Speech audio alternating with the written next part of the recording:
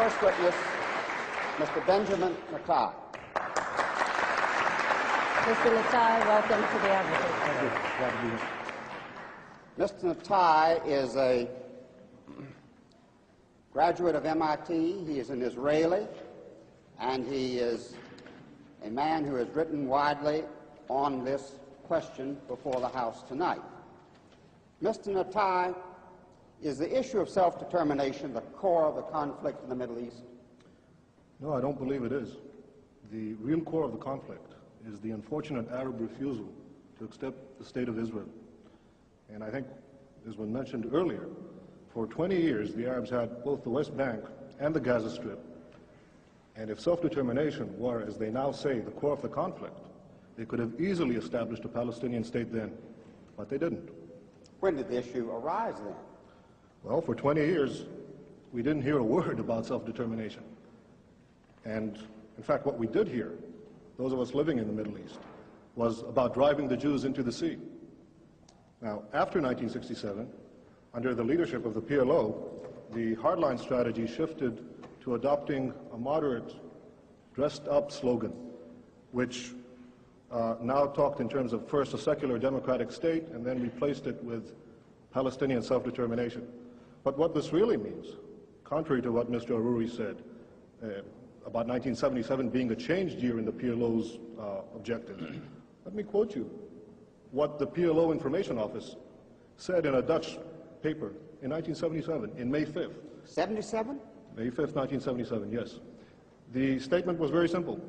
Our objective remains the destruction of the Zionist state of Israel. So let's keep in mind that what we're talking about here is not the attempt to build a state, but to destroy one. Do the Palestinians have a right to a separate state? Well, Mr. Ajami has been talking about human rights. well, I think that no, I don't think they do, but I think that it's quite instructive that the Palestinians who are invoking the right of self-determination, which is an attribute for separate nations, themselves are the ones who define themselves as part of the Arab nation. Now, no one is denying that there are Palestinian Arabs. There's a very distinguished Palestinian Arab sitting right next to me.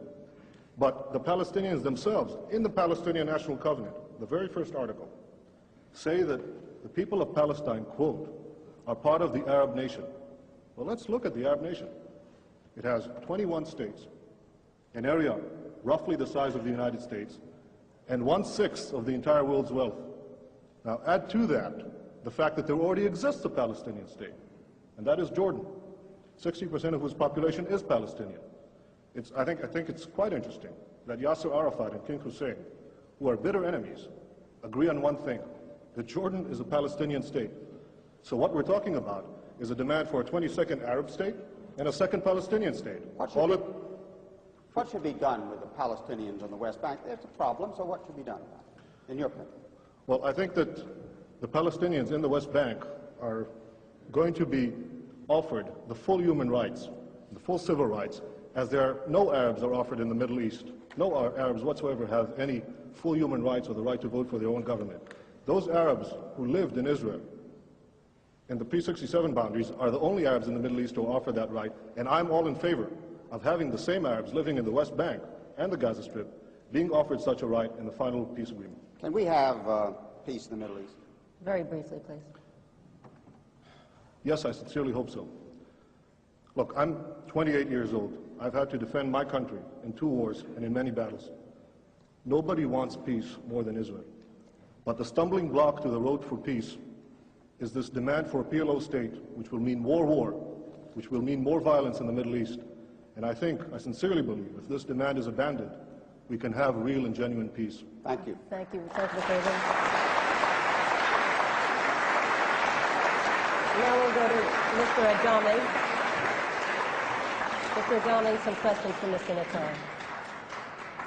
Mr. Natai, you've told everyone that the Palestinians on the West Bank and the Gaza Strip will enjoy full human rights. Could you tell me how that's compatible with the presence of Israeli forces in their midst?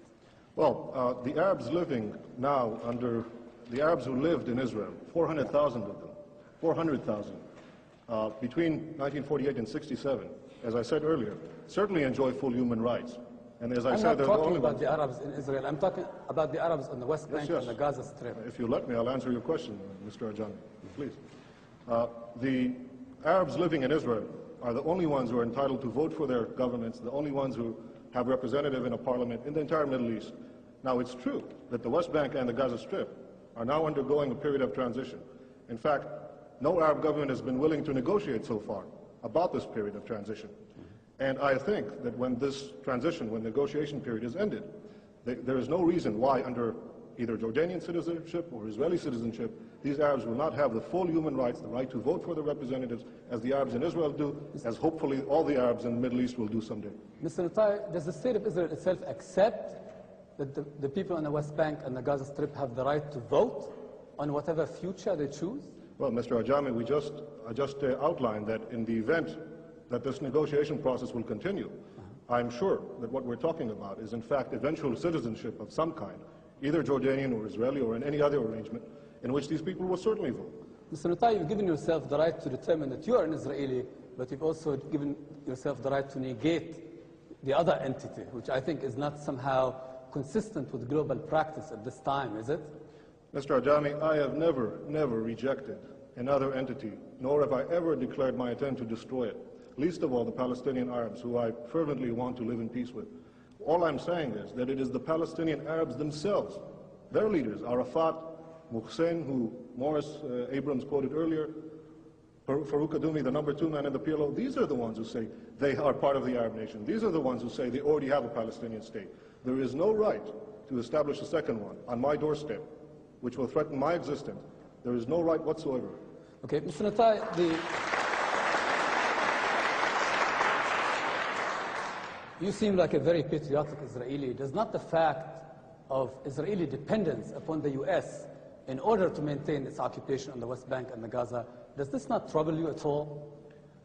Mr. Ajami, you asked me as a patriotic Israeli, and I'll answer as someone who has fought in the Middle East. One of the things that I think is unique about Israel, in terms of all America's allies, is that it is perhaps the only one who has taken care of itself so far. And I would think that America, in fact, it's not a one-way street, Israel taking from the United States. Israel is giving the United States an extraordinary bargain in the Middle East. It's the one stable democratic ally which the United States can count on. Mr. Netanyahu, inasmuch as you're a Zionist and are committed to a Jewish state, given the fact that demographic predictions tell us that there will be an Arab majority within the current borders of Israel, does this not challenge the foundations of the very state which you are committed to?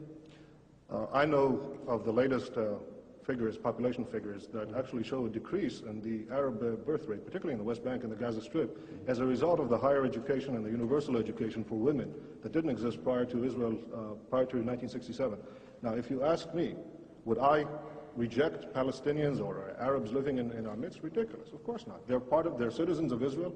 If they... No, I'm talking about the West Bank and Gaza. You see, we're still going back to the core of it. Yes, I agree. Whatever will be the final arrangement, these people should be free to multiply as they wish. I think that it is written in the Bible, multiply and be fruitful. I think these people should have that right. I'm not going to start enforcing a birth control program under any circumstance. Thank you. With that biblical injunction, I will turn to Mr. Abram. One more question to Mr. Netanyahu. Mr. Netanyahu, since the subject is what should the United States do, may I ask you if you could summarize why, in your opinion, the United States should oppose the creation of a PLO state?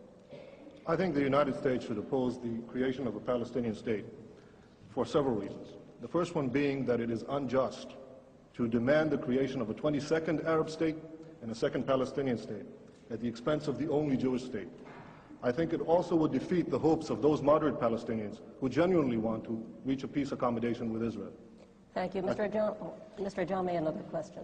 Mr. Netanyahu, as someone who would say that you believe in democracy, do you believe that Israel can continue as a garrison state and still remain a democratic state? Mr. Ajami, either you didn't hear what I said before, or for your benefit, I'll repeat it again.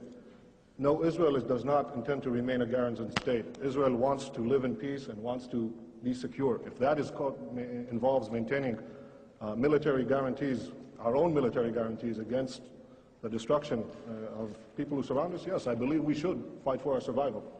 If I have to, I'll fight again, but I hope not to. Thank you. Thank you, Mr. Ajami.